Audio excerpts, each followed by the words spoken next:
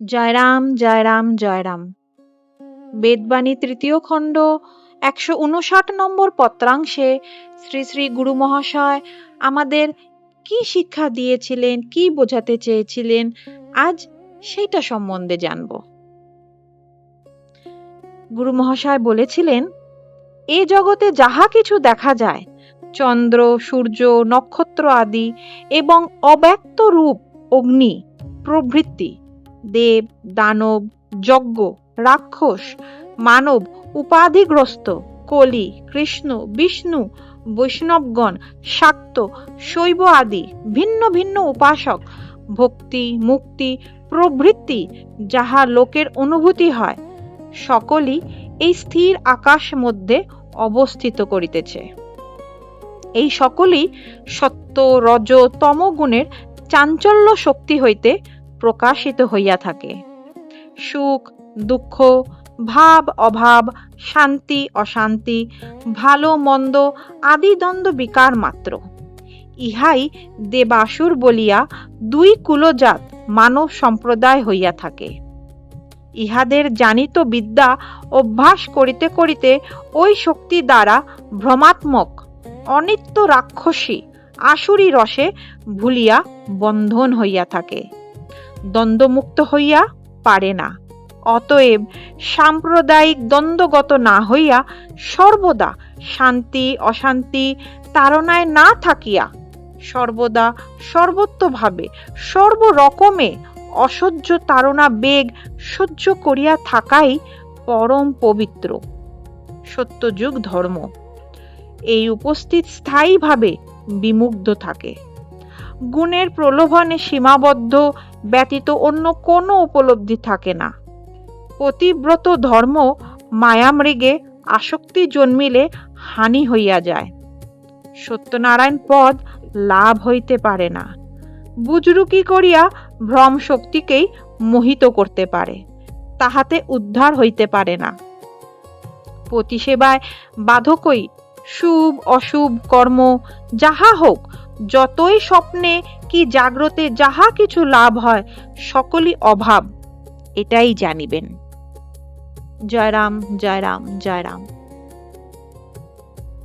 এই পত্রাংশের দ্বারা আমি তো এটাই বুঝতে পারছি যে গুরু মহাশয় আমাদের বলতে চাইছেন যে এই জগতে আমরা যা কিছু অনুভব করতে পারি বা দেখতে পারি, যেমন চন্দ্র দেখতে পাই, সূর্য, নক্ষত্র, এইসব যে নানান জিনিস দেখতে পাই, এরা সমস্তই কিছুই আসলে এক পরম স্থির আকাশের বা বলতে পারেন পরম ব্রহ্মের মধ্যে অবস্থিত।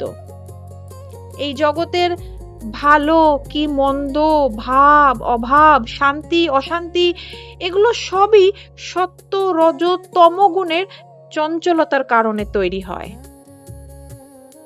এবং নানান রকম মনের বিকার ভ্রম তৈরি করে। এবং এই সব কিছুর বিকারের ওপর ভিত্তি করে মানব সম্প্রদায় কেউ দৈবিক বা দেব গুণ সম্পন্ন হয়ে ওঠে বা কেউ অসুর আসুরিক গুণ সম্পন্ন হয়ে ওঠে। মানুষ যখন এই জাগতিক বিদ্যা বা শক্তির অভ্যাস করতে করতে এর গভীরে হারিয়ে যায়, তখন সে এক অনিত্য ক্ষণস্থায়ী মোহের বশে আটকে পড়ে। এর ফলে কি হয়?